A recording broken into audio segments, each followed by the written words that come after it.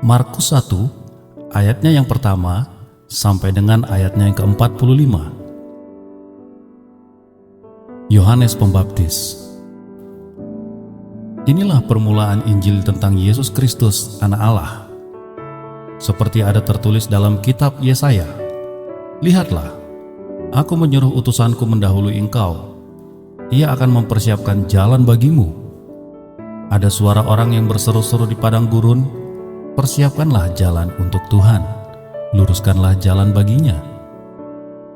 Demikianlah Yohanes Pembaptis tampil di padang gurun dan menyerukan, "Bertobatlah dan berilah dirimu dibaptis, dan Allah akan mengampuni dosamu." Lalu datanglah kepadanya orang-orang dari seluruh Yudea dan semua penduduk Yerusalem.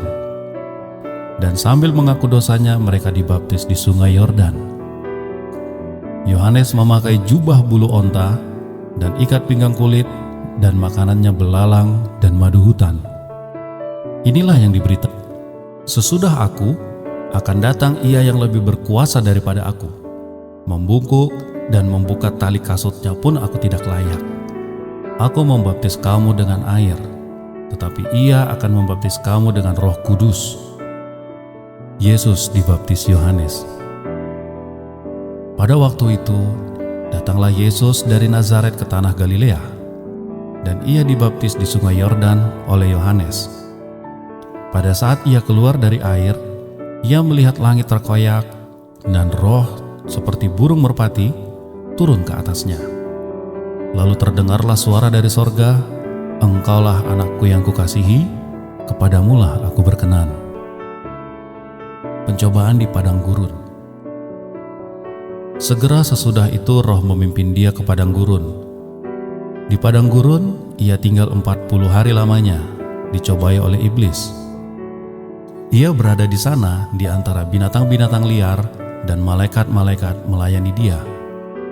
Yesus tampil di Galilea. Sesudah Yohanes ditangkap, datanglah Yesus ke Galilea memberitakan Injil Allah. Katanya, "Waktunya telah genap, kerajaan Allah sudah dekat. Bertobatlah dan percaya kepada Injil." Yesus memanggil murid-murid yang pertama.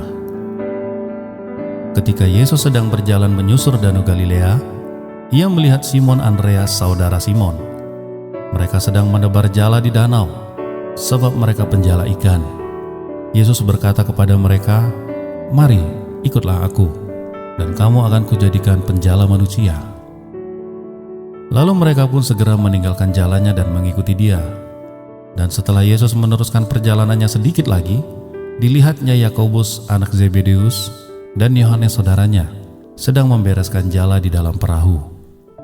Yesus segera memanggil mereka, dan mereka meninggalkan ayahnya, Zebedeus, di dalam perahu bersama orang-orang upahannya, lalu mengikuti Dia.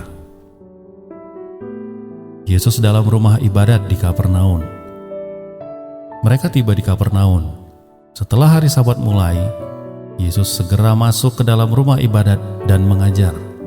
Mereka takjub mendengar pengajarannya, sebab Ia mengajar mereka sebagai orang yang berkuasa, tidak seperti ahli-ahli Taurat.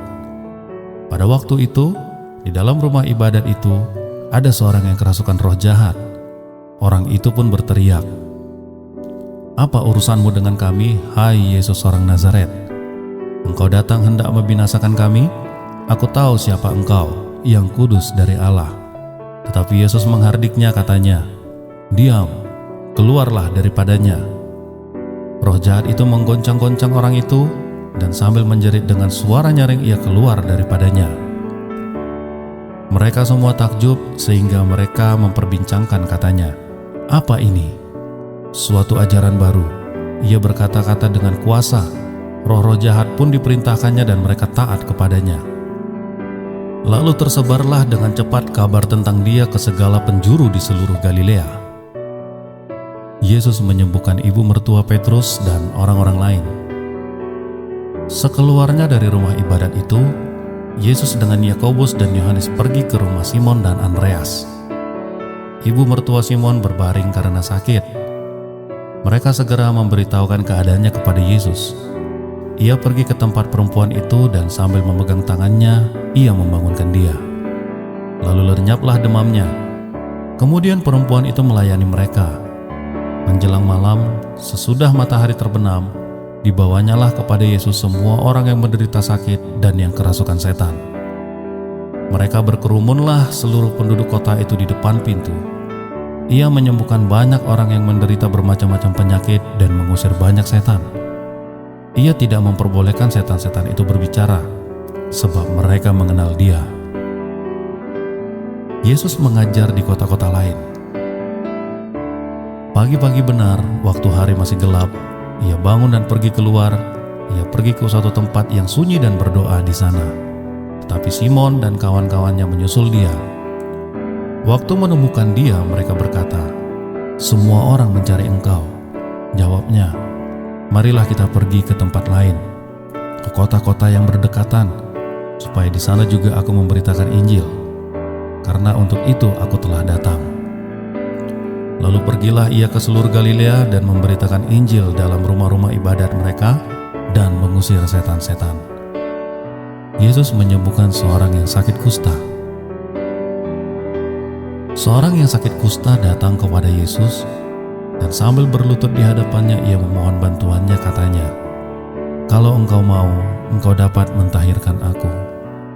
Maka tergeraklah hatinya oleh belas kasihan, lalu ia mengulurkan tangannya menjabah orang itu dan berkata, "Aku mau, jadilah engkau tahir."